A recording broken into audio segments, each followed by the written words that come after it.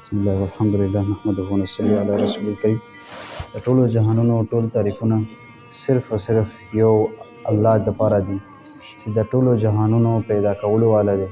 ټولو جهانونو ساتونکی دی، د ټولو جهانونو پالونکی دی، ټول کائنات ته رزق ورکولو والا الله دی، ټول کائنات سنبالولو والا الله دی،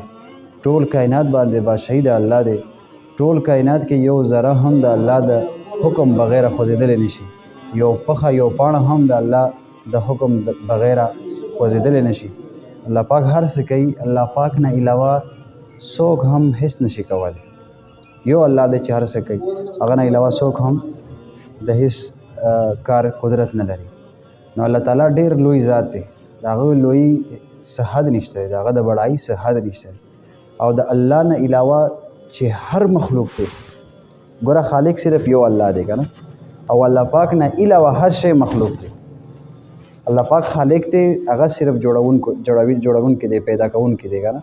هغه نه علاوه هر شی چې کوم په دنیا کې مونږ ته نظر راځي یا نه راځي، کائنات کې څومره غټ کائنات دی، د الله نه علاوه هر شی مخلوق دی، هغه پیدا شوی دی، هغه الله پاک پیدا کړی دی. نو خالق نه کېږي، د مخلوق نه هیڅ نه کېږي. نو په دې ټوله دنیا کې ټول کائنات کې څوک چاته رزق نشي ورکولی سوای د الله نه. الله پاک رزق ورکوونکی دی. نو دا الله پاک د لوی حد نشته دی، او د مخلوق د چوټایي حد نشته دی، د دې سپکوالي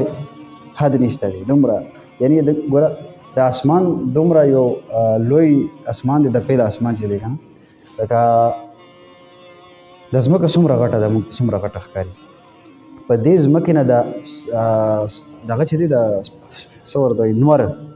دا 13 لاک ګونه غټ دی، 13 لاک ګونه. او داسې د نور چې کوم دی دا خو صرف یو دغه دی، ستوری دی. داسې په زرګونو په لاکونو په کروڑونو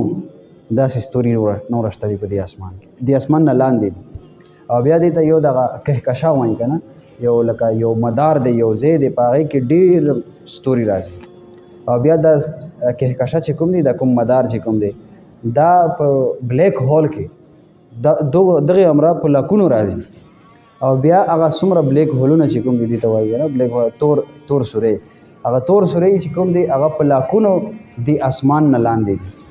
په لاکونو. یعنی دا څومره لوی یو نظام شو. بیا د اسمان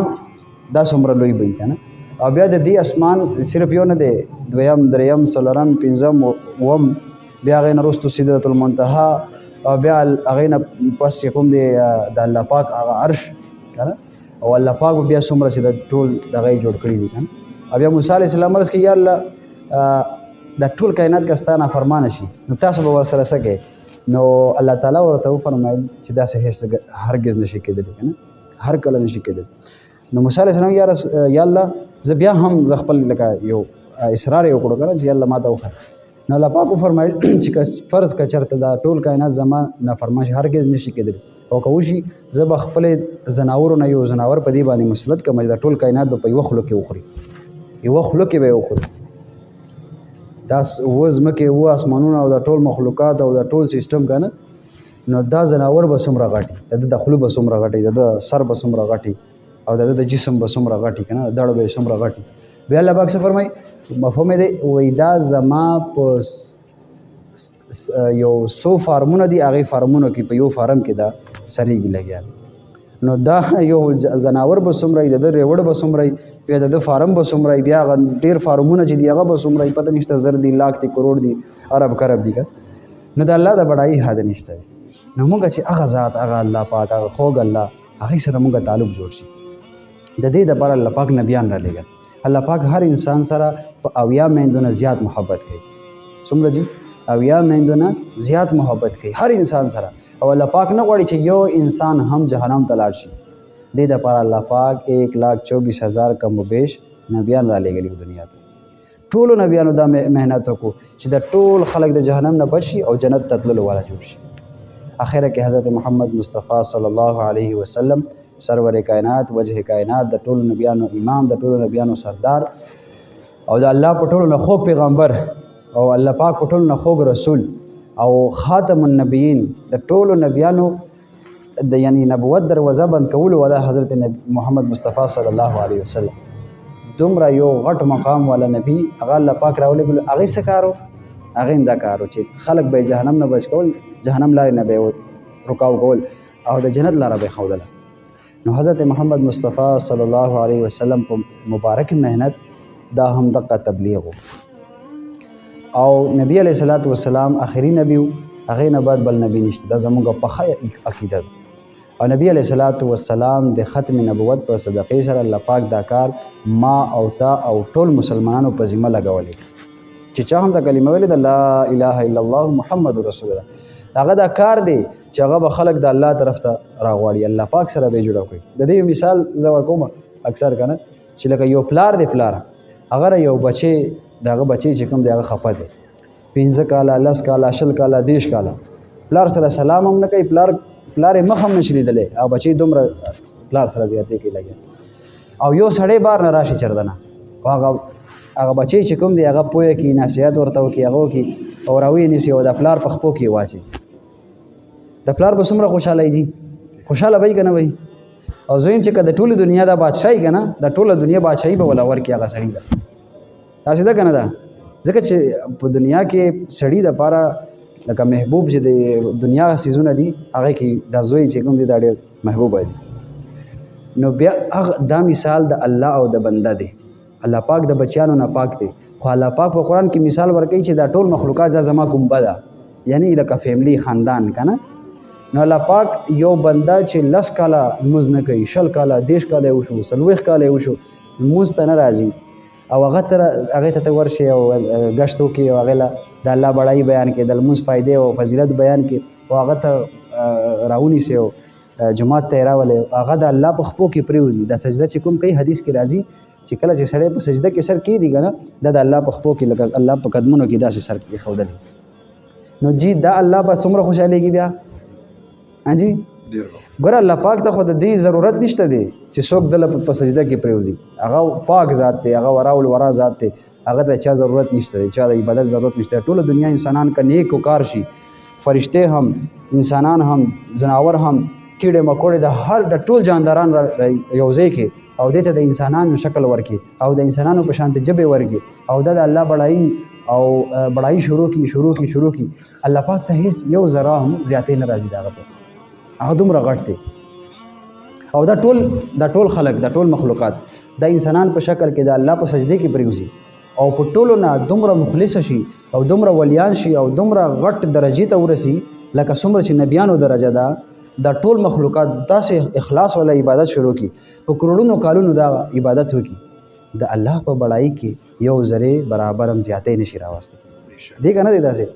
خو هغه الله یو ضابطه مونږ ته ښیلی یو لار مونږ ته ښیلی ده چې بھائی ستا چې کوم حیثیت دی هغه زما په قدمونو کې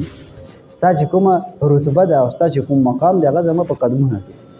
نو چې دا د نبیانو کارو چې خلق به یې راوستل د الله په قدمونو کې به اچول او دا زمونږ ستاسو چې بس جین امر نه د دې دپاره شي ژوند او مرګ زمونږ د دې دپاره شي زمونږ هر سانس هر سویه دا څه ورته وایي ساه اخیستل زمونږ هر دا ساه اخیستل دا د الله د رضا دپاره شي نو انشاءالله دې دپاره اوس دا محنت ماشاءالله ګشت دپاره د ملګري راغلي دي چې دا لکه ګشت کېږي که نه نو دا نبیانو سنت عمل دی نبیان به څه کول پیدل بدلل او خلکو ته به دعوت ورکول الله طرف ته به یې راغوښتل جومات طرف ته به یې راوستل نو موږ به انشاءالله اوس د نبیانو په سنت اتباع کولو په نیت سره انشاءالله ځو او مرګرو سره به ملاویږو مسلمانانو سره به زموږ د تبلیغ چې کوم دی دا د مسلمانانو دپاره دی که نه کافرانو دپاره نه دی د مسلمان دپاره ولې چې الله پاک په قرآن کې بار بار فرمایي چې که چېرته ته پوخ ایمان والا جوړ شي مسلمانان چې د پوخ ایمان والا جوړ شي زه به تاسو د ټولې دنیا خلیفه جوړ تاسو ما خلیفه جوړ کړي خو چې کله ته ایمان پوخ ستا پوخې بیا ستا حق دی په ما باندې چې زه ستا مدد وکړم دا ستا حق دی بیا او بیا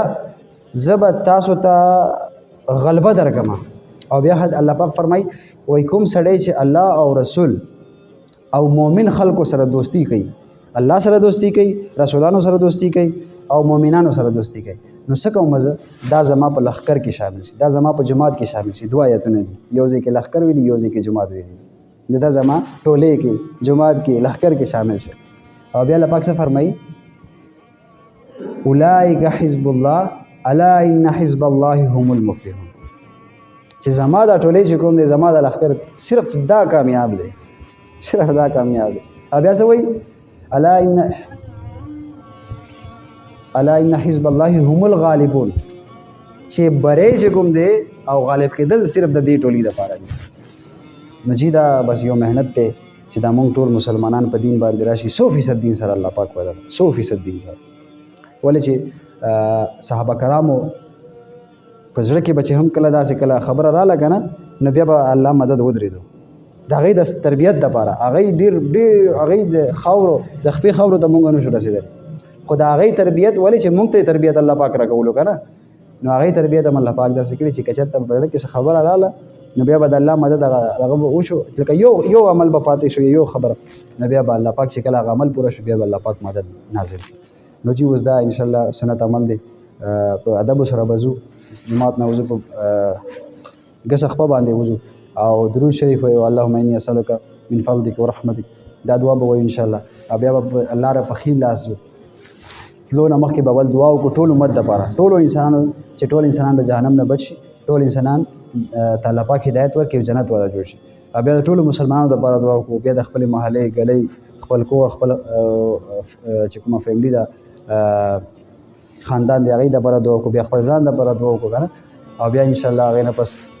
د لارې په ښي طرف ځو او درېیمې کلمې سبحان الله الحمدلله الله اکبر لا اله الا الله. الله پاک ته په دې نه محبوبه کلمه نشته. الله پاک د ډېره خوږه کلمه ده ډېره درنه کلمه ده ډېره درنه. نو دې سره ځکه چې دا د الله پاک بړایي بیانوي الله پاک تقدس د هغه پاکي بیانوي نو انشاءالله داسې به ځو او د نظر حفاظت به کوو. نظر حفاظت داسې شی دی چې الله پاک ته د مخې او یو نظر د غلط ولګېدو یو نظر د غلط قصدن وکړو قصدن اچانک نظر معاف دی یو او چې دویم پرې بیا ګورې بیا دا قصدن دی بیا هغه څه شي چې الله ته لکه قبلې ته د مخ دی که نه او یو غلط نظر دی وکړو لکه داسې 180 ډګري باندې الله پاک ته الله پاک ته د شا شوه او مخ ته یې واړېدو الله پاک دومره ورځی دی الله پاک یو بد نظر باندې.